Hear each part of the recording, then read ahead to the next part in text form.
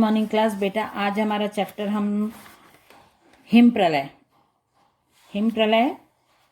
ये अभी राजेंद्र बाबू हमने कल कर लिया था। राजेंद्र बाबू के मैंने क्वेश्चंस भी कुछ पूछे हैं आपसे, तो जो 1 सेंटेंस वाले क्वेश्चन है उनको भी आप 2 या 3 सेंटेंस में लिखना। लघु उत्तरी भी आपको 2-3 सेंटेंस में लिखना पड़ेगा।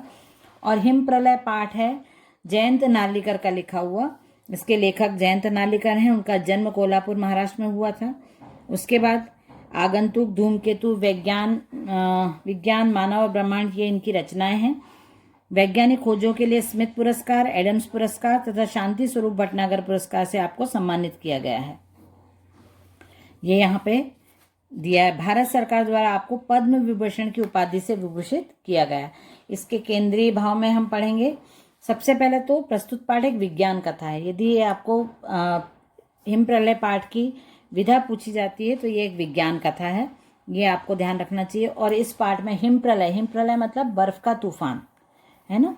जो हिम मतलब बर्फ होता है, हिम प्रलय जो हमारे प्रकृति में जो असंतुलन हो रहा है या जो नेचुरल डिसबैलेंस हो रहा है, उसका प्रभाव मानव के जीवन पर क्या पड़ता है, प्रकृति पर क्या पड़ता है, मौसम पर क्या प्रभाव पड़ता है, ये सब चीज़ें इसमें बताई हैं इस पाठ में लेखक ने। और लेखक ने जो हिम प्रलय है उसका उनको अंदेशा था, इसलिए उन्होंने भविष्यवाणी करके बहुत सारे वैज्ञानिकों को और विश्व के बहुत सारे देशों को सचेत किया था। और कुछ लोगों ने उनकी बात मानी और कुछ लोगों ने उनकी बात नहीं मानी, जिसके परिणाम स्वरूप कई देश या कई ऐसे वैज्ञानिक हैं जिन्होंने उनकी भविष्यवाणी को मानते हुए कुछ सुरक्षा प्रबंध भी किए थे और कई जगह उनकी बात नहीं मानने के दुष्परिणाम भी देखे गए थे। तो इस पाठ में पूरा जो प्राकृतिक असंतुलन है, जो नेचुरल डिसबैलेंस होता है, उसके वजह से हमारा जनजीवन जो रूटीन का जीवन है वो भी, और जो नेचर के तरफ हम लोग बहुत उदासीन हैं, नेचर को हम लोग नहीं अभी इम्पोर्टेंस देते हैं, तो उसकी वजह से क्या क्या दुष्प्रभाव पड़ते हैं मानव जीवन पे, ये लेखक ने पूरे पाठ में बताया है। आप इस पाठ को पढ़ोगे तो आप बहुत अच्छे से समझ सकते हो। हम लोग एक बार रीड कर चुके हैं, एक्सप्लेन भी मैंने किया है। पेज नंबर 47 पे इसके क्वेश्चन आंसर हैं। हिमपात का मुकाबला कौन कौन से देश नहीं कर सके थे, ये वाला क्वेश्चन मैं इसलिए आपको पढ़ के बता रही हूँ क्योंकि आपको एक सेंटेंस में आंसर नहीं लिखना है। आपको लघुत्तरी भी कम से कम 3 सेंटेंस, 3.5 लाइन का, 4 लाइन का आपका होना चाहिए। तो आप हिमपात का मुकाबला में सिर्फ देशों के नाम लिखोगे तो आपके मार्क्स जाएंगे, इसलिए आपको उसको मैंने बताया भी आपको कैसे बड़ा कर सकते हो। आप यदि आपको प्रॉब्लम है तो आप मुझे क्लास में भी पूछ सकते हो। उसके बाद है दीर्घ उत्तरीय, उसके बाद भाव पल्लवन है जो बहुत जरूरी नहीं था तो उसको मैंने कटवा दिया था। उसके बाद मुहावरों का अर्थ लिखते हुए वाक्य प्रयोग करिए। तो वाक्य प्रयोग आपको करना है 4 चांद लगाना मतलब सुंदरता बढ़ाना, नाक रगड़ना, माफी मांगना, कलेजा कांपना, डर जाना और पसीना छूटना, घबरा जाना, पांव पसारना, अधिकार जमाना। सामासिक शब्दों का विग्रह कर समास का नाम लिखे। हिम प्रलय, हिम का प्रलय, तत्पुरुष समास। समुद्र विज्ञान, समुद्र का विज्ञान, तत्पुरुष समास। विश्व विख्यात, विश्व में विख्यात, तत्पुरुष समास।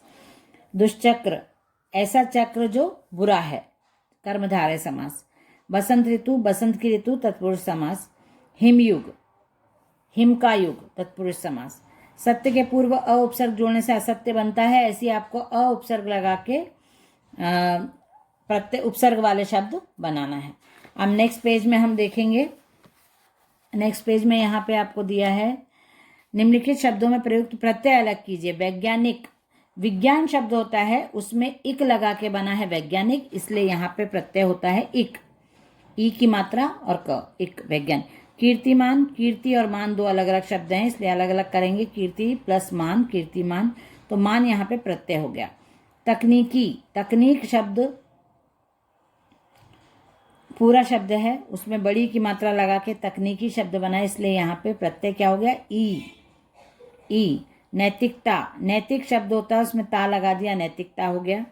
भारतीय, भारत शब्द होता है उसमें ई यदि प्रत्यय लगाया तो भारतीय शब्द बनता है, इसलिए भारतीय में प्रत्यय शब्द क्या है, ई, भारत, ई, भारतीय। ये चैप्टर कंप्लीट हो जाता है। अब हम देखेंगे बिहारी के दोहे। तो बिहारी के दोहे में सबसे पहले बिहारी के बारे में हम कवि परिचय में बिहारी के बारे में जन्म हमने देखा, ग्वालियर में इनका जन्म हुआ है माना जाता है। और मथुरा के चौबे परिवार के ये सदस्य हैं। आचार्य केशवदास से काव्य शिक्षा ग्रहण की। बचपन बुंदेलखंड में बीता। रीतिकाल के श्रेष्ठ कवियों में इनको गिना जाता है। राजा जयपुर के राज्य में और दरबार में कवि थे वहाँ पे, और राजा उनकी काव्य रचना से बहुत प्रसन्न होते थे और उनको वो दिया जाता था। मतलब जैसे पहले ऐसा होता था, राजाओं के दरबार में कवि अपनी अपनी कविताएं सुनाते थे, राजाओं के बखान में, राजाओं की प्रशंसा में, राजा के गुणगान में, तो वहाँ से उनको सैलरी मिलती थी। ये उनका काम था कि राजा की तारीफ करना, राजा के शौर्य का वर्णन करना, हमारे राजा कितने वीर हैं, कितने दयालु हैं, ये सब बातें वो लिख लिख के कविता के माध्यम से राज दरबार में सुनाते थे। जब कोई गेस्ट आते थे तो उनको सुनाते थे, कहीं बाहर जाके भी उनको यही सब करना रहता था, तो ये उनका काम रहता था। तो बिहारी भी राजा जयसिंह के दरबार में थे और राजा उनसे बहुत प्रसन्न थे और उनको रोज एक स्वर्ण मुद्रा देते थे। उनकी मृत्यु मानी जाती है 1663 के आसपास। बिहारी सतसई की रचना उन्होंने राजा जयसिंह के जब राज दरबार में थे तो उन्होंने बिहारी सतसई की रचना की थी। बिहारी सतसई बिहारी जी का बहुत प्रसिद्ध और महत्वपूर्ण रचना है। बिहारी आपने नीति, भक्ति और श्रृंगार के दोहे लिखे हैं, और जिनमें जो भी आप रचना करते हो उसमें श्रृंगार की प्रधानता है। ब्रज भाषा का प्रयोग किया गया है, लेकिन बुंदेलखंड के भी कुछ शब्दों का प्रयोग अपनी रचना में करते थे। उसके बाद हम केंद्रीय भाव में पढ़ेंगे। यहाँ पे बिहारी जी ने जो दोहे लिखे हैं वो 3 पार्ट में, भक्ति, प्रकृति और नीति। तो भक्ति के जो दोहे हैं उसमें श्री कृष्ण की भक्ति के बारे में बताया गया है। प्रकृति के जो दोहे हैं उसमें प्रकृति वातावरण के बारे में, प्रकृति के बारे में, प्रकृति में के सानिध्य में जो जीव जंतु रहते हैं उनके विषय में इन दोहों में वर्णन किया गया है। उसके बाद नीति के दोहे हैं। तो नीति के दोहे में ऐसे दोहे हैं जो आपको सीख देते हैं, जो आपको शिक्षा देते हैं, जो आपको किसी उद्देश्य की पूर्ति के लिए किए जाते हैं, ऐसे दोहे हैं नीति के दोहे। उसके बाद क्वेश्चन आंसर है, लघुत्तरी, दीर्घोत्तरी और भाव पल्लवन है।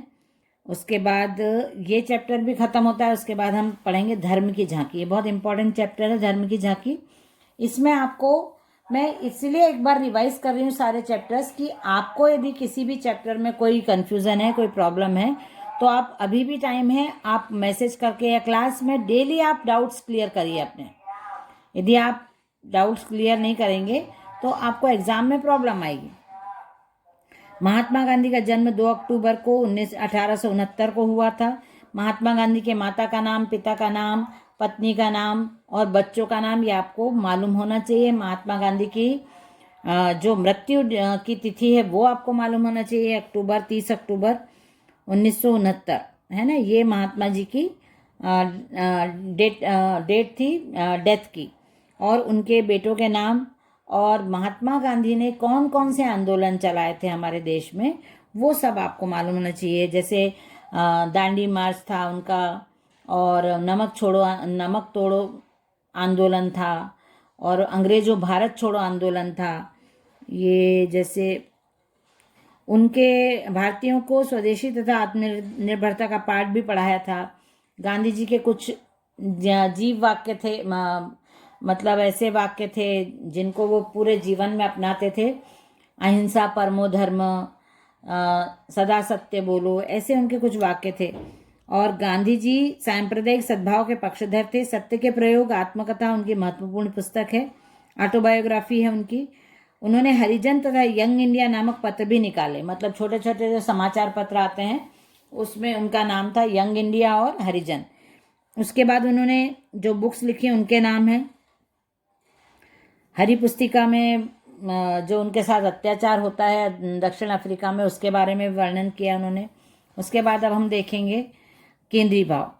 केंद्रीय भाव में गांधी जी ने जो धर्म की झांकी पाठ है उसमें धर्म के बारे में, धर्म का जीवन पे प्रभाव और धर्म ने उनके जीवन पे क्या प्रभाव डाला ये भी उन्होंने बताया है। बचपन के जो संस्कार रहते हैं उनके बारे में बातें की हैं।